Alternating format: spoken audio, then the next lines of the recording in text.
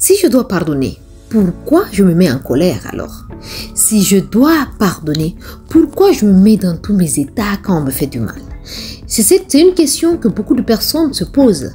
Et surtout quand ces personnes-là, à un certain moment de leur vie, se disent que, mais si je savais aujourd'hui, après 2 ans, après 5 ans, que j'allais pardonner à cette personne et que j'allais oublier tout ce qui s'est passé, mais je n'allais même pas me fâcher parce que ça m'a fait beaucoup de mal.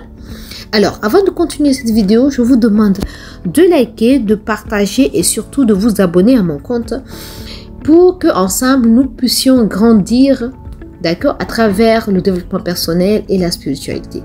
Alors, revenons au vif du sujet.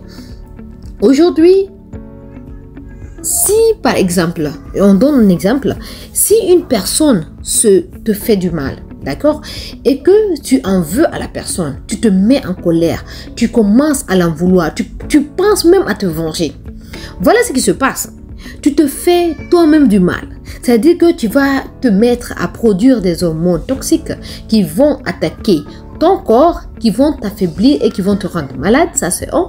Deuxièmement, d'accord, tu ne vas que t'attirer que des situations qui sont semblables, des situations qui ont les mêmes effets, parce qu'on dit c'est les mêmes effets qui attirent les mêmes causes. Donc, si tu es dans une atmosphère de rancune, d'accord, d'envie, hein, de vengeance, tu ne vas attirer que ça dans ta vie, d'accord? Et ce qu'il faut savoir, comme on pense à toutes ces personnes qui nous ont fait du mal dans le passé, et aujourd'hui qu'on a pu pardonner, ou bien des fois même, ce n'est pas des personnes qui nous ont fait du mal, c'est des personnes avec lesquelles on a eu des malentendus, des personnes avec lesquelles qui n'avaient pas les mêmes objectifs de vie que nous, qui n'avaient pas les mêmes, la même façon de voir la vie que nous, et on a eu des clashs avec ces personnes, mais après on les a en voulu. Mais quand on en veut à une personne, c'est pas à la personne que tu fais du mal, c'est à toi-même.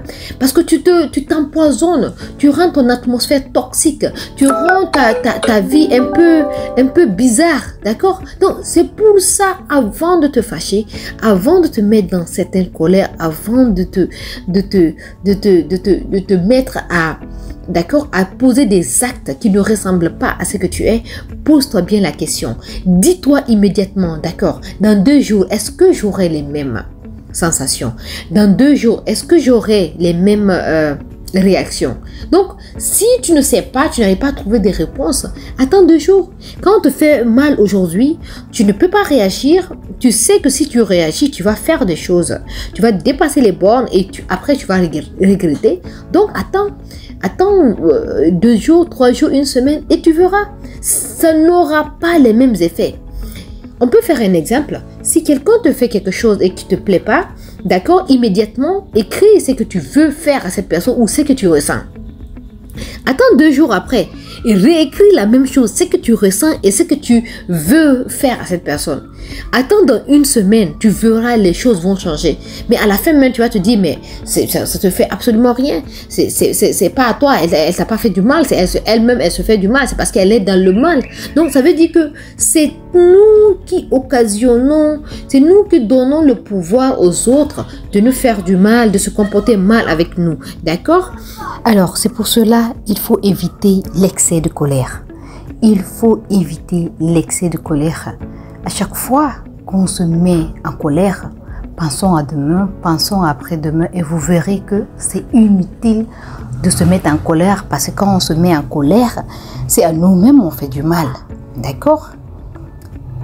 Par contre, si une personne vous fait du mal et que franchement vous vous sentez mal, je vous recommande le silence. Parce que le silence vous permet de montrer à l'autre personne qu'elle ne vaut rien. Que cette personne n'est pas importante pour vous.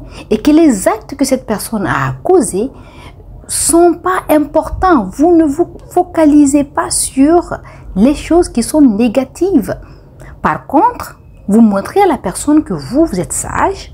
Et que vous comprenez que s'il a pu vous faire tout ce mal, c'est que cette personne même elle-même, elle va très mal. Alors pourquoi le suivre dans son mal? Non, vous choisissez de garder votre paix intérieure, vous choisissez de vous pardonner. pardonner et de vous concentrer sur ce qui est essentiel chez vous. D'accord? Et cela est très très important.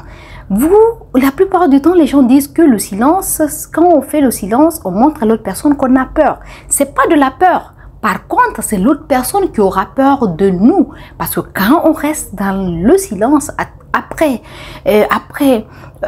qu'on nous ait fait quelque chose de mal, qu'on nous ait accusé, qu'on nous ait fait, voilà, du tort, cela signifie que nous sommes forts et que nous savons ce que nous sommes et que nous savons nous concentrer sur ce qui nous fait grandir et ce qui nous rend heureux. Et si c'est une personne qui a déjà l'habitude de vous faire du mal, vous pouvez tout simplement rompre les liens. D'accord? Vous retirer de la relation ou pour préserver votre paix intérieure parce que elle déjà, voilà, ça ne va pas. C'est une personne qui deviendra au fil du temps toxique pour vous. D'accord? Donc, ne tombons pas dans ce piège. Ok? Alors, le silence vous permet, franchement, c'est l'arme la plus redoutable qu'on peut faire aux personnes qui nous en veulent.